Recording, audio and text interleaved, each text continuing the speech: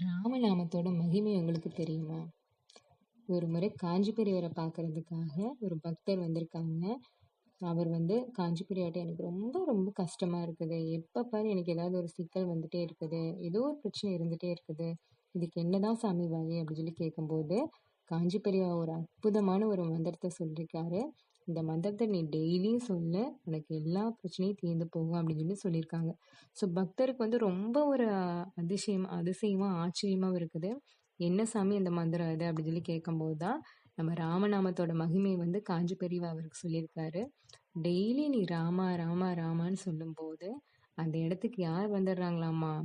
ராமநாமம் ஒலிக்கும் இடத்துக்கு பரமேஸ்வரனே வந்துடுவாங்களாமா. ஸோ பரமேஸ்வரன் வந்துட்டா அந்த இடத்துக்கு அம்பாலும் வந்துடுறாங்க. பரமேஸ்வரனும் அம்பாலும் அந்த இடத்துக்கு வந்துட்டா அங்க வேற யார் வருவா? முருகரும் விநாயகரும் அந்த இடத்துக்கு வந்துடுறாங்க.